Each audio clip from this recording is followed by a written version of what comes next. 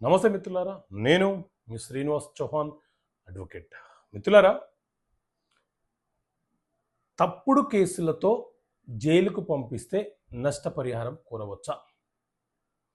అలాగే తప్పుడు సివిల్ కేసులు వేసి మనల్ని ఇబ్బంది పెడితే ఎంత కాలంలోపు నష్టపరిహారం కోరవచ్చు?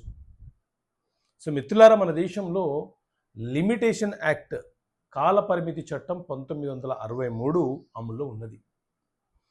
ఈ చట్టంలోని ఆర్టికల్ 73 ఏం చెప్తుంది అనంటే, ఎవరైనా మన మీద తప్పుడు కేసు ఫైలు చేసి మనకు జైలుకు పంపిస్తే ఆ అక్రమ నిర్బంధం నుంచి మనం బయటికి వచ్చిన తర్వాత నుంచి 1 సంవత్సర కాలంలోపు ఎవరైతే మన మీద అక్రమంగా కంప్లైంట్ ఇచ్చి జైలుకు పంపించారో వారి మీద నష్టపరిహారము కోరుతూ న్యాయస్థానంలో దావా ఫైలు చేయవచ్చు.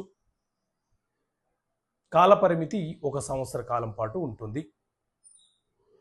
అదే కాలపరిమితి చట్టంలోని ఆర్టికల్ 74 ఏం చెప్తుంది అనంటే, ఎవరైనా ఒక తప్పుడు దావాని మన మీద ఫైలు చేసి సివిల్ కోర్టులో మనల్ని ఇబ్బందులకు గురి చేస్తే ఆ కేసు ముగిసినప్పటి నుంచి 1 సంవత్సర కాలంలోపు మనము వారి మీద నష్టపరిహారము కోరుతూ దావా ఫైలు చేయడానికి అవకాశం ఉంటుంది. సో లిమిటేషన్ యాక్ట్ ప్రకారంగా కాలపరిమితి అనేది చాలా ముఖ్యమైనటువంటి అంశము.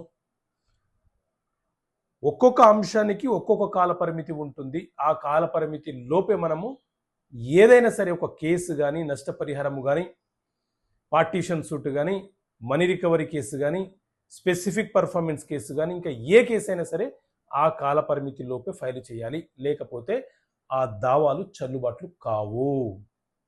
ఓకే మిత్రులారా, థ్యాంక్ యూ. జై హింద్.